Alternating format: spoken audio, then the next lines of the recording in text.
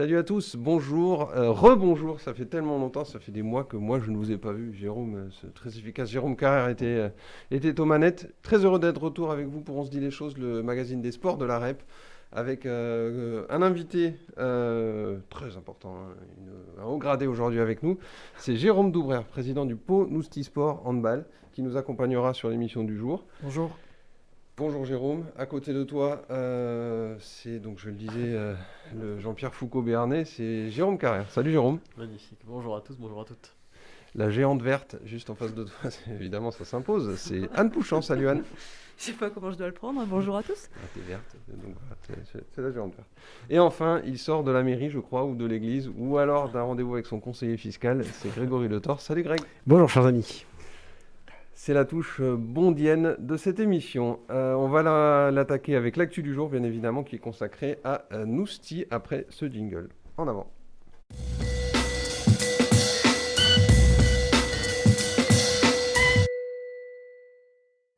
Mon cher Jérôme, donc comme c'est de Nousty dont on va parler, il y avait deux choses importantes, je crois, cette semaine à ton agenda. Si je ne me suis pas trompé, donc c'est les Canards en début de semaine et la réception de la réserve du PSG Handball ce samedi à Nousty, qui marquera donc la reprise du championnat pour vous.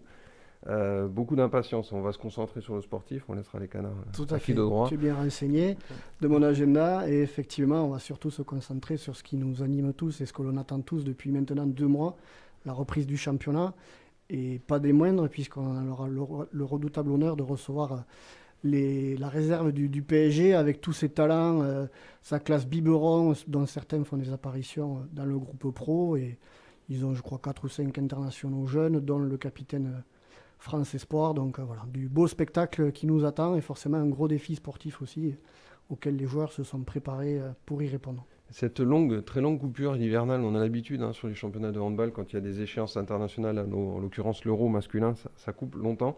C'était un mal pour un bien, j'ai envie de dire cette année, parce que vu le contexte sanitaire, finalement, c'était pas urgent de s'y remettre. Alors oui et non, parce que c'est toujours casse-pattes, ces longues interruptions. Même si, avec notre effectif encore composé à 90% d'amateurs, on a besoin de pas mal de recharger les batteries. Il commence à y avoir un petit peu quelques bobos, ça tire un peu à droite, à gauche en fin de première phase. Donc il y a eu cette première phase de récupération, de vacances après. Et le Covid est arrivé et n'a pas ménagé notre équipe, comme beaucoup d'équipes je pense. Donc ça a été compliqué de préparer au complet. Les séances d'entraînement de Michel étaient souvent ajustées au dernier moment parce qu'il recevait un coup de téléphone, je ne peux pas venir. Voilà.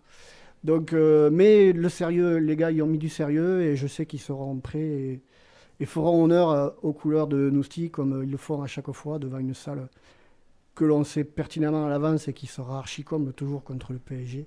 Ouais. Donc, un gros défi qui nous attend. D'accord, on va revenir un peu sur le sportif. Je fais encore une petite question sur le contexte. Tout simplement, comment va Nousty ? Parce que on sait que c'est un club qui marche à l'affectif, c'est une grande famille, il y a beaucoup de rencontres, c'est ce qui fait votre nature. Or, en ce moment, ce n'est pas vraiment les choses qu'on peut faire aussi facilement qu'avant. Comment vous traversez cette période ? Est-ce que la dynamique noustizienne est toujours là, vivace comme on la connaît ? On fait le dos rond, mais c'est sûr qu'on a connu des moments beaucoup plus sympas, beaucoup plus conviviaux, même si le début de saison, on a quand même pu retrouver un petit peu toutes les soirées conviviales qui nous animent à tous et pour lesquelles on est pas mal enviés. Mais ça s'est arrêté, voilà, novembre, décembre, il a à nouveau fallu reprendre des mesures sanitaires un peu plus draconiennes. Demain, samedi encore, on va être encore un peu limité, même si on va pouvoir offrir une soirée, mais pas de la façon qu'on le souhaiterait. Mais je ne vous cache pas, oui, ça a mis un petit peu de petite période de flottement dans le club, dans l'environnement, dans même tout ce que l'on essaie de créer autour de nos dirigeants, avec nos éducateurs, avec tous les parents, la famille, les moments conviviaux, forcément, ça a mis un petit coup de frein. Mais je pense que c'est un peu général dans la vie actuelle aujourd'hui. Ce Covid, quand même, ne nous apporte pas malheureusement que des avantages. Et vivement qu'on puisse re-enclencher une vraie dynamique. Et en termes d'effectifs, comme Nousty, c'est aussi connu, c'est le plus gros club d'Aquitaine, de Nouvelle-Aquitaine. Est-ce que vous traversez aussi cette tempête sans trop de bobos ? Vous êtes combien actuellement On est 300. Et en fait, le Covid, nous a vraiment impacté, clairement. Puisqu'on n'était pas loin de 400 avant le Covid, on est aujourd'hui à 335. Donc c'est quand même une baisse significative de nos effectifs. Sur un petit peu toutes les catégories, on va dire, principalement les ados. Pour en discuter, tout sport confondu ou avec d'autres confrères présidents de clubs de handball ou tout sport, c'est la catégorie aujourd'hui qui a priori le plus souffert. Mais tout ce que voilà, vidéos, pendant 2 ans, ils ont fait la télé, des vidéos, et ils ont du mal à retrouver les baskets. Voilà. Donc, on fait le dos rond. On reprend aussi notre bâton de pèlerin pour un peu réanimer autour de nous les écoles et tout ça, parce que c'est quelque chose qu'on n'avait pas mis de côté, mais clairement, on était plus jusqu'à présent dans le fait de maîtriser nos effectifs plutôt qu'en recherche, parce qu'on avait trop de monde. Et donc, on essaie plutôt de redispatcher sur nos clubs supports et voisins. Aujourd'hui, on est plutôt en difficulté, puisqu'on a toujours 2 équipes par catégorie, mais des effectifs beaucoup plus faibles, du coup. Donc, c'est toujours dur d'aligner, et surtout là en Covid, d'aligner les 2 équipes tous les week-ends. Revenons aux sportifs, ce qui nous intéresse en premier, et à ce samedi, une affiche qui donne vraiment envie. Je ne dis pas ça pour failloter, pas uniquement, parce qu'au début de cette saison, on se disait « Ouh là là, ça va être dur, ils sont encore en poule élite, c'est encore des gros déplacements, ça va encore de gros calibres », et on se faisait la réflexion avec Jérôme pas plus tard qu'hier. Mais en fait, vous êtes toujours là, toujours bien placé, franchement. C'est quoi la recette là, cette année? C'est le miracle permanent? On est le poil à gratter. Toujours, et on se plaît à l'être. Mais c'est d'ailleurs ce qui motive nos joueurs. C'est avant tout un travail de tout un staff, principalement de Michel Laborne, présent avec nous depuis 17 ans. Je pense que c'est assez remarquable dans le sport, je dirais pas amateur, parce qu'aujourd'hui on évolue dans une division qui est vraiment semi-professionnelle, je tiens à le préciser. On est juste en dessous du monde pro, et toutes les équipes qui sont autour de nous ont aujourd'hui une structure semi-professionnelle, ce vers quoi on tend nous aussi, avec nos moyens. Donc oui, on se plaît toujours à être le pôle à gratter de toutes ces mastodontes, donc avant tout grâce au travail de Michel, et une écoute permanente des joueurs qui ont su, malgré un renouvellement quand même d'un tiers de l'effectif, puisqu'on a noté 5 arrivées, et les nouveaux, toujours l'appréhension de savoir comment ils vont intégrer un club comme le nôtre, une équipe comme le nôtre, et on a, avant des choix sportifs, on a avant tout fait des choix humains. Et je crois qu'aujourd'hui, on avait pris ces bonnes décisions, puisqu'ils nous rendent à 200%, ils sont totalement intégrés. Et c'est ça aujourd'hui qui fait la force de l'équipe, c'est le collectif. Voilà. Il y a à chaque fois un collectif qui est plus fort que les individualités. Et donc, meilleur exemple de poil à gratter, donc ce samedi, contre Paris. On ne peut pas faire plus grosse diagonale, j'ai envie de dire, qu'un Ousti-Paris. C'est le match que tout le monde attend, j'imagine. C'est le match que tout le monde attend, joueur comme dirigeant, comme supporter. Les messages au club arrivent cette semaine de partout, de savoir est-ce qu'il y aura assez de place, à combien c'est, qu'à un moment on se les prendre. C'est un engouement qui est toujours particulier quand on reçoit le PSG, mais de fait par la notoriété du club, et puis parce qu'ils savent aussi que face à nous, il va y avoir au niveau spectacle, il y aura ce qu'il faut sur le terrain. Et nos joueurs, c'est des challenges auxquels qui les dopent encore plus, sportivement, je parle bien sûr uniquement, et mentalement. Donc oui, ça donne toujours lieu à des gros matchs, et forcément à des belles ambiances, puisque tout le monde vient voir, entre guillemets, le petit poussé battre l'équipe de forte notoriété. Très bien. Il y a aussi la formation à Ousti qui compte. Tu crains aussi pour les années futures, quand tu vois les effectifs qui se réduisent, de ne pas pouvoir continuer à assumer ça, à alimenter finalement la première? C'est un vrai sujet. Je ne te cache pas que c'est un vrai sujet, une bonne question. On se rend compte effectivement qu'aujourd'hui, le Noustisien qui commence en école de hand pour atteindre l'équipe Fagnon, le niveau de la National Elite évoluant en permanence, ça devient beaucoup plus en plus exigeant, et c'est compliqué d'arriver à former ces jeunes jusqu'à atteindre ce plus haut niveau. Mais on y travaille, on se remet en ordre de marche encore une fois là-dessus, avec une commission technique qui vraiment a pris le problème à la base, avec l'idée pour former des jeunes, c'est avant tout d'avoir des bons éducateurs, des éducateurs compétents et formés, et c'est ce qui est en train de se refaire. Donc notre volonté est toujours d'amener nos plus jeunes au plus haut niveau. Voilà. Donc, et de garder cette identité noustisienne. C'est ce qui fait notre force, je viens de le dire. Donc on s'y attache et on le fera. On continue notre tour d'horizon, on va élargir un peu le prisme, mais comme on est sur une espèce de mine d'or sportive ici, on va parler encore du hand, parce qu'il n'y aura pas que Nousty samedi, il y a aussi une reprise, cette fois en Pro League, ma chère Anne. C'est le billard handball qui réattaque son championnat lui aussi contre Cherbourg. Oui, tout à fait. Ce sera samedi soir à 19h. Ça aurait dû avoir lieu au Palais des Sports dans le cadre d'une soirée festive avec un mini-concert de Kinvé derrière. Bon, le concert a été reporté parce que devant la situation sanitaire, le BHB n'a pas voulu prendre de risques. Donc finalement, ça se fera au Sporting d'Est. Ce qui n'est pas pour déplaire aux joueurs parce que l'affiche billard Cherbourg, c'est quand même assez tendu. Voilà, donc autant qu'ils soient à l'aise avec du public dans les rangs, ils seront un petit peu mieux. Cette équipe de Cherbourg, ils l'ont rencontrée 2 fois déjà cette saison. La première fois, c'était en Coupe de France, alors autant dire que Billard y est allé sans chercher à gagner. Ils ont aligné une équipe, l'équipe de N1 en fait, avec les jeunes. Et cette équipe de N1 est parvenue à faire chuter Cherbourg. Alors c'était à l'issue des tirs au but, on voit rarement ça au hand. Voilà. Et Cherbourg a pris sa revanche au mois de décembre. Et là, ça pique. Ça pique encore dans les esprits des Biérois parce que à Cherbourg, ils sont allés perdre d'un but qui a été inscrit dans les 5 secondes du terme, alors que Billard avait mené pendant 55 minutes. Voilà. Donc il y a une revanche à prendre, elle est prenable. On sait qu'à domicile, Billard reste sur 5 matchs sans défaite, et sur 4 victoires si on est plus précis. Voilà. Donc, il y a un chantier, par contre, si j'ai bien compris, qui a occupé l'intersaison, c'est la défense.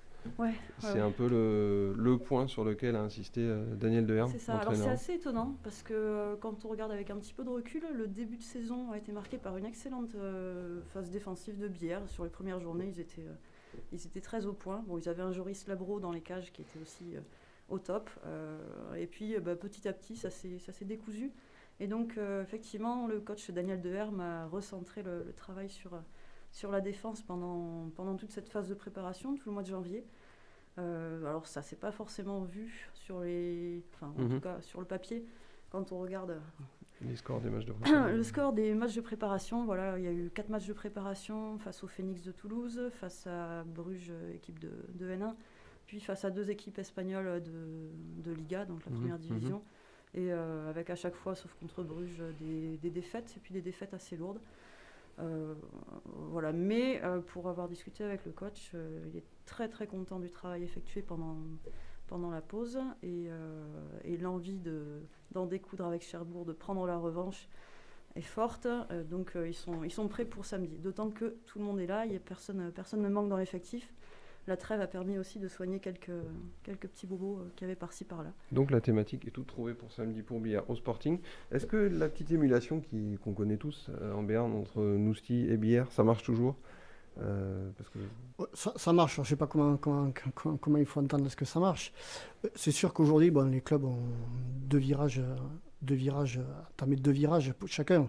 Eux, ils ont fait la voie du professionnalisme il y a déjà une quinzaine ou voire vingtaine d'années, forcément aussi liées grâce aux nombreuses aides et l'aura qu'ils pouvaient avoir pour réunir un budget pour y parvenir.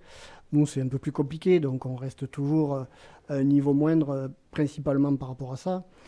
Mais oui, forcément, on a tous envie de montrer qu'on n'est pas loin d'eux, qu'on travaille pour se rapprocher d'eux. Parce que, pourquoi ? Parce quand on joue et qu'on est compétiteur, on veut toujours ressembler à ce qui se fait au-dessus. Et aujourd'hui, dans le secteur et en Béarn, ce qui se fait de mieux pour l'instant, c'est à Billard. Donc forcément qu'on a envie d'essayer de les challenger, c'est sûr. Mais pas qu'au niveau sportif, sur plein d'autres domaines. Donc peut-être que aussi on échange quand même de temps en temps avec les dirigeants, et avec qui on entretient de bonnes relations d'ailleurs. Donc oui, moi je suis content que Billard évolue toujours en Pro League, et c'est important pour le territoire. D'accord. Ça c'est certain. Entre Nousty et Billard, faites un trait. Au milieu, vous arrivez à peu près au stade du hameau. Bim, transition. Section paloise. C'est vers toi que je me tourne, Jérôme, une nouvelle fois. La section paloise qui sera à Montpellier, normalement ce samedi. Si les écouvillons du jour ne révèlent pas de mauvaises surprises. C'est bon, ils ont révélé que des bonnes surprises. C'est vrai ? Parce qu'en fait, c'était hier les tests, parce que c'est soit antigénique 48 heures avant, soit PCR 72 heures avant, donc c'était PCR, et c'est bon. Yes. Normalement, tout le monde est sur le pont, malgré le fait que la section est jouée contre Clermont dimanche, qui a vu son match de ce week-end, du week-end à venir, reporté à cause du Covid. Manifestement, ils se sont pas fait assez de bisous dans les règles pour se passer le virus, et c'est pas plus mal parce que sinon ça aurait commencé à être un peu compliqué. La section qui va déjà jouer un match en retard face au Racing la semaine d'après. Donc là, niveau calendrier, c'est pas mal qu'elle puisse être à jour. Donc là, on peut reparler aussi de dynamique sportive. Ça aurait été dommage qu'elle se casse. Cette divine surprise contre Clermont le week-end dernier. Non pas que la section batte Clermont, mais finalement avec des absents, je pense par exemple à Astoy à l'ouverture. La réaction est venue, la réponse est venue. On gagne plutôt nettement. On sort Clermont du bonus. C'est quand même des signaux très encourageants pour redémarrer l'année. Très encourageant, d'autant que la première mi-temps avait quand même été plutôt jouée à l'envers, mais la section s'est accrochée finalement, ils virent à la pause à égalité, et en deuxième période, comme très souvent depuis le début de la saison, ils finissent très très fort. Ça c'est une des grandes qualités qu'ils ont, donc physiquement ils paraissent au point, et puis surtout ils paraissent assez sûrs d'eux pour pouvoir subir, à un moment donné réagir. On l'a vu notamment dans le combat d'avant, en première mi-temps ils ont été concassés, ils se sont fait rouler dessus littéralement, et en deuxième période ça a été un peu différent, ils ont commencé à mettre des choses en place, à mettre clairement un peu en déroute, un peu dans le doute, et puis ils finissent avec deux essais sur la fin de match qui leur permettent de basculer, et comme tu l'as si bien dit, en plus de sortir Clermont du bonus, donc c'est quand même un gros résultat, déjà comptablement, et je pense aussi que dans les têtes, ça va faire du bien. Autre chose qui va faire du bien, je me tourne vers toi mon cher James, c'est le retour, enfin c'est la bonne nouvelle de la mauvaise, c'est qu'Antoine Astoy a donc été libéré par le staff du 15 de France. Il retrouve la section. Et question, il va y avoir qui mettre en 10. Donc celui qui était malignement appelé le 10 de Der, mais c'était un hommage, on le rappelle. Thibaut de Baes ou Antoine Astoy? Est-ce qu'on garde la dynamique de Clermont? Est-ce qu'on remet le titulaire? En tout cas, cette fois, ils auront le choix, puisqu'on le rappelle que la semaine dernière, ils avaient pas le choix, puisque Zach Henry était blessé, l'est toujours. Mike Harris était blessé, n'est plus au club. Il a résilié son contrat lundi. Alexandre Dumoulin, qui pouvait doubler au poste, était absent. Donc il y avait vraiment tout le poids des responsabilités sur les épaules de Thibaut de Baes. C'est toujours plus rassurant de se dire que le staff a le choix entre deux joueurs. C'est vrai que Thibaut de Baes a marqué des points, dans l'animation notamment. Il amène vraiment les deux premiers essais par ses attaques de ligne. C'était audacieux, c'est bien joué, bien réalisé. Il a été vraiment dans son rôle de maître à jouer. Du coup, toi tu plaiderais pour la continuité, j'imagine, si tu avais un choix à faire. Il y aurait une forme de logique, surtout qu'Antoine Astoy est seulement revenu mercredi. Après, s'il y a un changement à la mêlée, on sait que les responsabilités du buteur, elles seront peut-être plus assumées par Antoine Astoy. Donc ça va dépendre aussi de la composition de la charnière. Thibaut Daubagny a fait une très bonne rentrée pour son retour après une longue absence. Est-ce que tout sera bien passé? Est-ce qu'il est apte à enchaîner? Donc il y a vraiment beaucoup de conditionnels. Mais en tout cas, Antoine Astoy devrait figurer dans le groupe. Jérôme, quand on sait qu'après il y a réception de Toulouse, de La Rochelle, aller devoir se coltiner Montpellier qui vient de gagner à La Rochelle justement, bref ça ressemble à un jeu de massacre là, en quelques week-ends. Vaut mieux se préserver ce week-end, c'est la fameuse impasse rugbystique, celle qui n'existe jamais, je précise. Je ne m'attendais pas du tout. Jamais l'impasse. Non, pour revenir sur Astoy, c'est vrai que je pense que ça va être le débat du C'était pas ma buteur, question, mais surtout. c'est pas grave. Voilà, c'est pas grave, c'est pas la question. Mais pour le reste, est-ce qu'il faut faire l'impasse? Question compliquée. C'est sûr que Montpellier reste sur 7 victoires consécutives. Ils ont toujours pris au moins un point dans leur match de top 14 cette année. C'est du costaud. On se rappelle qu'à Pau, ils sont à ça, même pas de gagner le match, puisqu'ils marquent un essai à la dernière seconde. Ils ratent la pénalité de la victoire. Ils ratent aussi 3 pénalités dans le match. Donc voilà, Pau avait eu très très chaud. Ce qu'il faut faire tourner, sachant qu'après tu vas au Racing, et c'est vrai qu'il y a Toulouse, puis La Rochelle, puis un déplacement à Bordeaux-Bègles. Je sais pas, il y a aussi une dynamique derrière, après Clermont quand même, qui je pense doit être un peu conservée. Mais il risque quand même d'y avoir du turnover et du changement. C'est peut-être plus abordable d'aller gagner au Racing qu'à Montpellier en ce moment. Peut-être, je sais pas. Je crois qu'ils sont quand même vraiment en attente de confirmation. Ce qui a été fait contre Clermont, c'est bien. Mais ça doit se valider que par la performance de Clermont, de Montpellier, pardon, qui est une équipe qui réussit plutôt bien aux Palois, puisque les Palois sont sur 3 victoires consécutives, ce qui n'est pas le cas avec tous les autres adversaires. Donc pourquoi pas. Ils arrivent à les faire déjouer.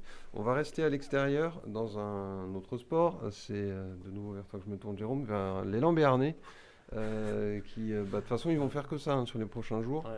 4 déplacements d'affilée, je crois. C'est ça. Le premier, ce week-end à Bourg-en-Bresse.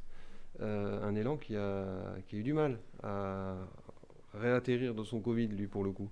Oui, l'élan qui est toujours perturbé par son Covid, comme tu le dis. Avec, le dernier match, c'était Bibins qui a été out et le Loup également.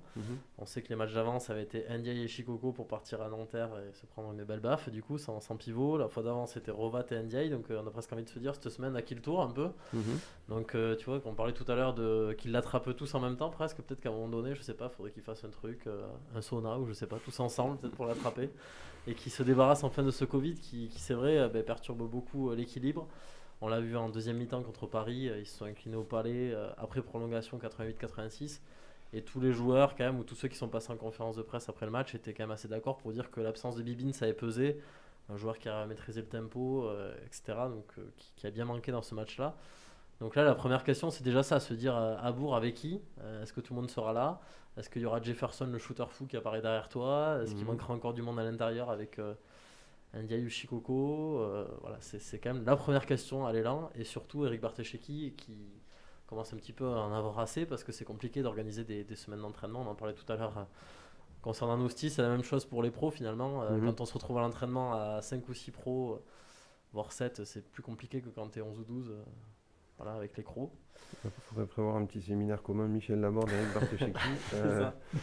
Ça se calme un peu, plus sérieusement, Jérôme, oui. ce thème-là, où c'est toujours le truc qui fait s'arracher les cheveux au coach, le Covid. Oui, ça s'est calmé. Là. Je touche du bois. Là, on a tout le monde sur le pont pour ce week-end, donc ça c'est la bonne nouvelle. Pour l'équipe Fagnon, là où c'est plus compliqué, c'est en jeune. Ouais. Voilà, on a beaucoup de reports en jeunes. Le week-end dernier, sur 21 matchs que devaient faire nos équipes, on en a joué que 6. D'accord. Donc 15 reports. Alors, pas que de nous, parce qu'il y avait les adversaires aussi, mais c'est beaucoup plus prégnant aujourd'hui chez les jeunes. Je pense que c'est le constat un peu partout. Mais voilà, donc pour en venir à l'équipe Fagnon, oui, voilà, on pourra aligner une équipe. Je touche du bois, qui ne m'arrive à rien d'ici samedi, mais d'ici, on sera au complet samedi. D'accord. Une équipe qui ne sera pas totalement au complet, même si ça sera compensé, c'est le Pau FC.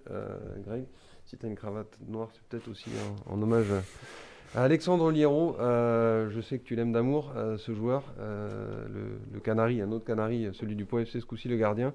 Donc saison terminée, oui. Opération bien évidemment à venir. Il a été opéré aujourd'hui à la clinique du sport à Mérignac et effectivement sa saison est terminée. Et c'est une fracture des deux côtés. Double fracture et puis il y a aussi des craintes que révèle en ce moment même l'opération de ligamentaire et cartilagineuse. Donc c'est une blessure très sérieuse. Bon, on l'a compris à ses cris de douleur et à la manière dont on réagit et ses coéquipiers et ses adversaires à appeler immédiatement les secours.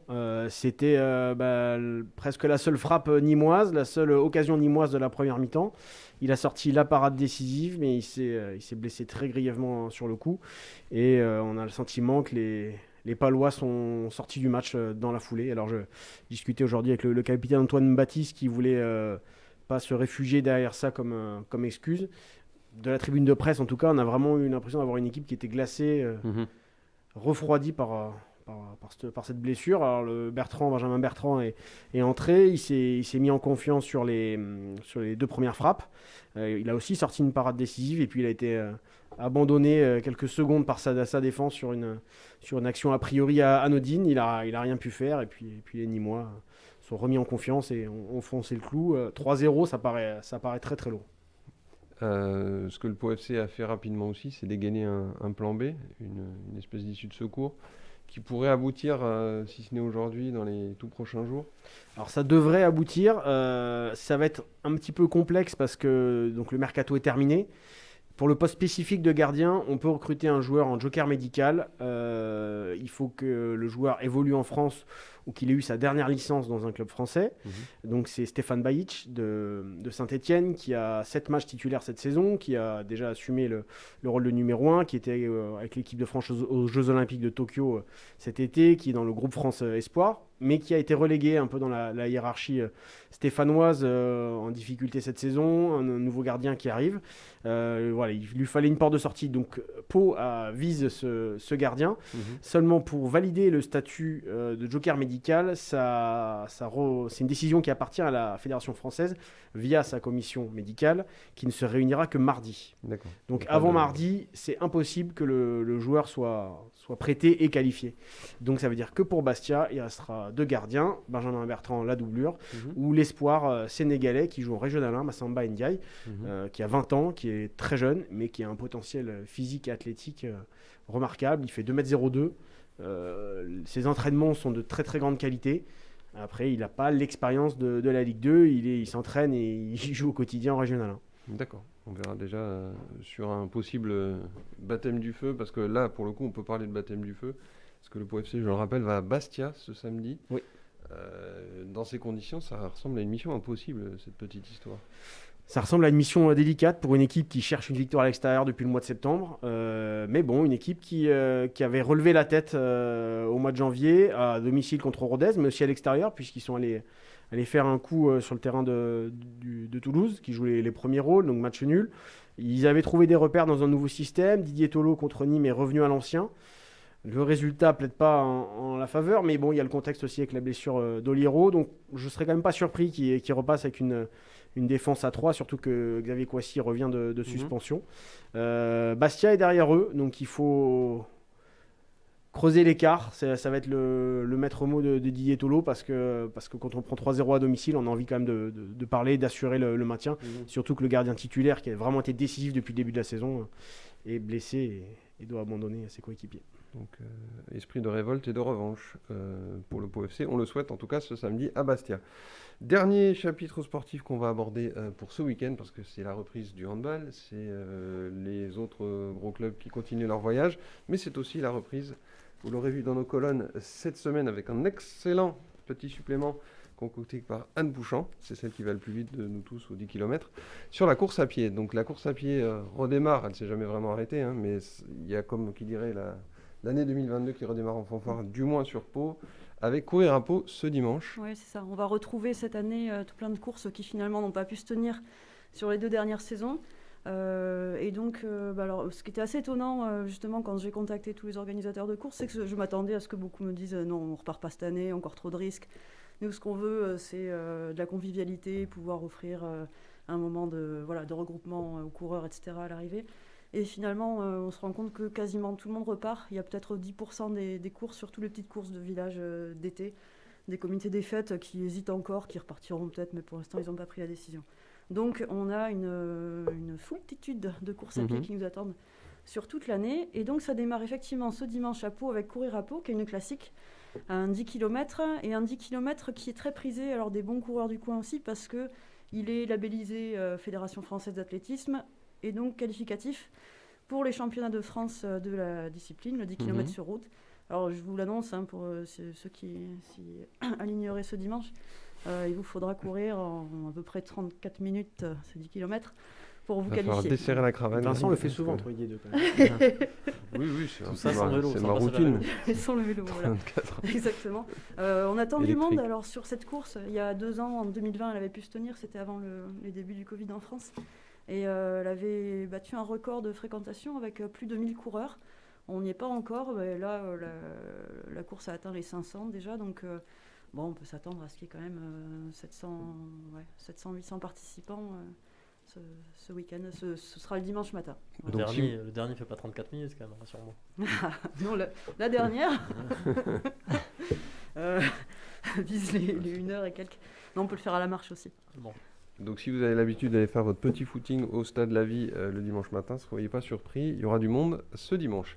On va attaquer la dernière partie, la plus risquée de cette émission, celle des pronostics. Donc Jérôme, tu peux commencer déjà à faire ton 1, nul 2 sur la grille. Ça sera après ce nouveau jingle. En avant, toutes.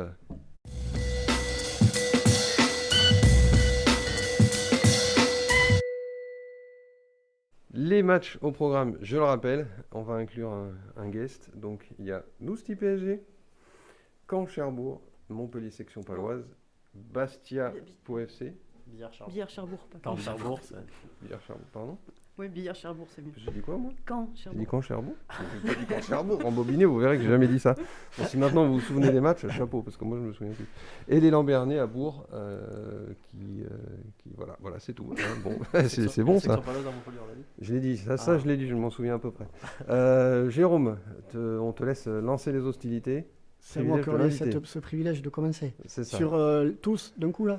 Allez, vas-y, tu peux les Alors, enchaîner. Nousty, on va vers une belle victoire, forcément, soutenue par une salle comble. Le score, c'est toujours le plus compliqué, surtout au handball, mais allez, on va se risquer sur... il va y avoir du but, pas sur du spectacle. Allez, sur du 33-30 pour Nousty. Très bien, ça c'est annoncé en errant. Billère contre Cherbourg, ils vont gagner. Ça sera plutôt un match de défense.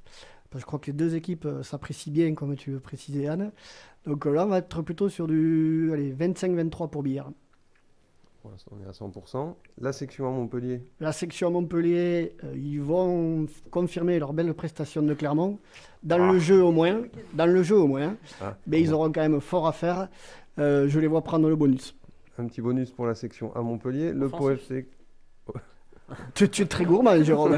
Je leur souhaite vivement. Déjà, s'ils ramènent un bonus défensif, je pense qu'ils s'en contenteront. Je pense aussi. Le Pau FC sur la pelouse de Bastia. Pau FC sur la pelouse de Bastia, effectivement, ils ont un petit peu le moral en dedans. On ne s'en sort que par le jeu et par retrouver une bonne dynamique. Je pense qu'ils vont faire un match solide justement en mémoire d'Alexandre. Ils vont vouloir un petit peu se rattraper, donc une victoire 1-0. Allez, et on est presque au Grand Chelem. L'élan à Bourg-en-Bresse. Et là, à Bourg, moi je suis assez chauvin, le sport palois, le sport béarnais. Vous avez bien compris que je suis ça à 100%, à fond, comme beaucoup, je pense. Si tu veux, nous on a tous commencé comme ça, mais au bout d'un moment, quand tu annonces que des victoires et qu'ils se prennent des tôles. Ouais, non, mais bon, quand même.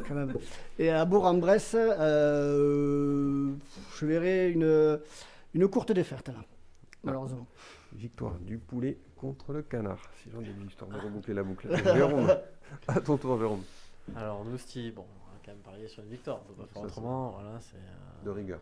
C'est de rigueur. Moi, je vois un truc encore plus serré, tu vois, un petit 30-29, un truc bien avec le public à fond jusqu'au bout, où Jérôme perd sa voix, tout ça. Ça serait sympa.